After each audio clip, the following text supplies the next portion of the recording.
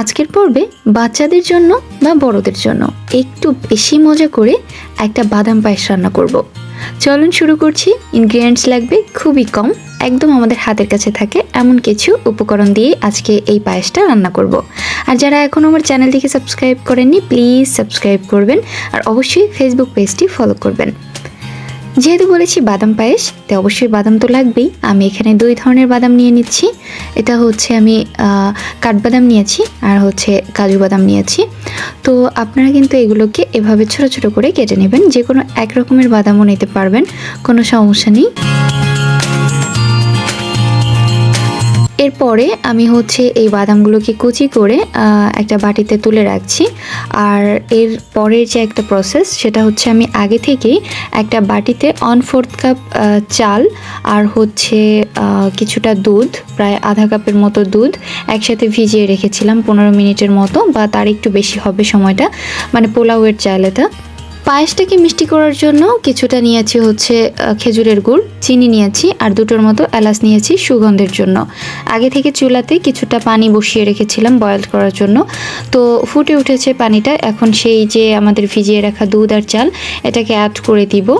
আর হচ্ছে চিনি গুড় এগুলোকেও অ্যাড করে দিব। আপনারা চাইলে কিন্তু এখানে গুড় চিনি বাদ দিয়ে শুধুমাত্র মিশ্রি দিয়ে করতে পারেন, এটা বাচ্চাদের জন্য একটু বেশি পুষ্টিকর করতে গেলে। আর স্বাদ মতো একটু লবণ দিয়ে দিবেন, যাতে আমাদের পায়েসের যে স্বাদটা, এটা টেস্টটা আসলে ঠিক থাকে। চুলার আঁচটাকে মিডিয়ামে রেখে এটাকে আমরা রান্না করে নিব। আর একটু তলা ঘষে ঘষে নেড়ে দিতে হবে।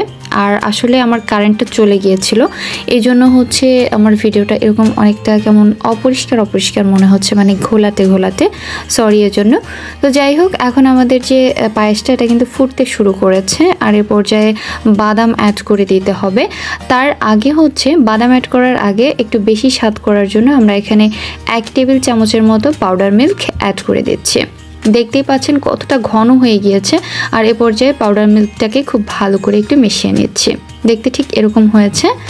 তো এটাকে আর খুব বেশি ভাঙাচোড়ার দরকার নেই। এখানে এখন বাদামটাকে অ্যাড করে দিয়ে তারপরে জাস্ট খুব ভালো করে নেড়ে চেড়ে উঠিয়ে নিব। আর বাদামে কিন্তু অনেক রকমের পুষ্টি থাকে, তাই বাচ্চাদের জন্য বা বড়দের জন্য সবার জন্যই কিন্তু খুব ভালো একটা মিল হবে এটা। বাদাম মেশানো হয়ে গেলে এখন চুলাটা অফ করে দিব আর সার্ভ করার জন্য নিয়ে যাব। অনেকটাই ঠান্ডা হয়ে গিয়েছে, দেখতে ঠিক এখন এরকম হয়েছে। এখন এটাকে আমরা ছোট কাপে বা ছোট বাটিতে সার্ভ করে নিতে পারি। আর হ্যাঁ, আজকে আমি আমার বেবির জন্য এটা সার্ভ করব হচ্ছে একটা ছোট মগে।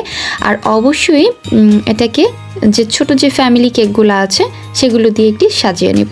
আপনারা চাইলে কিন্তু নিজেদের বাসায় যে বানান কেকগুলো সেগুলো দিয়েও সাজাতে পারেন, বাট আমি একটা কেনা কেক দিয়ে, মানে ডান কেক আছে যেটা, সেটা দিয়ে একটু সাজিয়ে নিচ্ছি। আর উপর দিয়ে কিছু বাদাম কুচি দিয়ে দিচ্ছি সৌন্দর্যের জন্য।